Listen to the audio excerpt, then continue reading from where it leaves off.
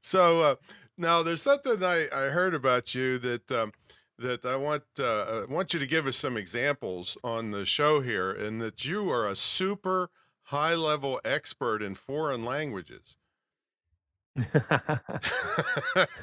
tell them, Did we talk tell, did we tell talk 'em about did we that. talk about that? No, Foreign but languages. it's my business to know, Mike.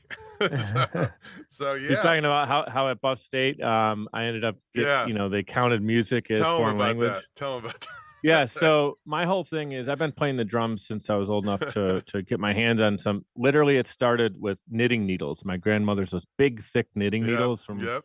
way back in the day. So I was a musician and played the drums in literally any school band possible that I could. And if you're wondering, well, he said foreign language, why are you talking about music? It's because in school there was this weird loophole, and started in high school, where you had to have your foreign language requirement, and then somehow when I took all the music classes, literally like jazz band, orchestra, I just sit in there. If I can hit the triangle, they gave me an A for showing up and hitting a percussive instrument. This is why I So rag on higher education, I'm telling this is a you. true story. I literally got an A in orchestra for hitting a triangle, and then I love jazz band. I even did marching band, and there's all the jokes about that. And I was in high school, I think, when American Pie came out, so we got ragged on a little bit for all that. But it was a blast. Just made lifelong friends playing music, and I was also in rock bands later on, but that's a different story. But the whole foreign language thing is, I didn't know this at the time, but apparently all those extra music classes I was taking, and I was literally taking as many as I could because it was easy A's. I go to Buffalo State College, which is a solid school here in town, and I didn't know what I wanted to do. I was actually going originally for elementary education, which I'd share that story if you care to hear it. And I'm sitting down with my advisor, and we're going through different credits and things that I need to hit for my freshman year, and they're looking at my high school stuff, and I'm like, "Okay, cool." I was a pretty good high school student. Nothing to reveal there that I'm worried about. And they start like lighting up about this foreign language requirement. Oh my god, you're kicking butt in foreign language. And I'm like, if she asks me to say my name in French, I could say "Je m'appelle Michelle," and that's about as good as I got. And I was just like holding in the laughter, and I literally remember going home and like just like crying, laughing that that actually works somehow. But I didn't even know that that existed. So that's just kind of that's the story on that. That cracks me up. Again, like you said, why I rag on higher education nowadays. So, Yeah.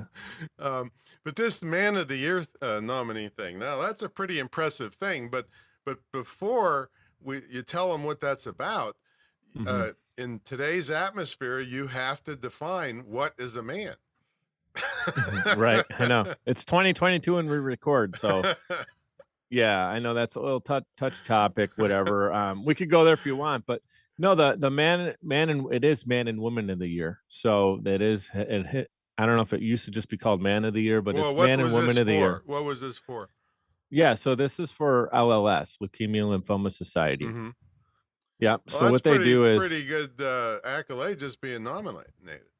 yeah, I was nominated. I did not win, but I'll tell you what, it's one of those things where everybody wins, not to Right, sound right. corny, but we're raising money for blood cancer. So literally, like coming in second place, you raised money for blood cancer. So we ended up raising over $150,000 for Nice. blood cancer, which I mean, if that's chalked it up as a loss, no. I mean, Right. that's a huge win. It just, the guy who ended up winning it, like he had some really amazing connections, which was cool to see that people stepped up, and all the power to him. To me, it was an interesting time in life, and to even get involved in this project or campaign was a really cool opportunity. And I'll share something with you. Talked about service above self.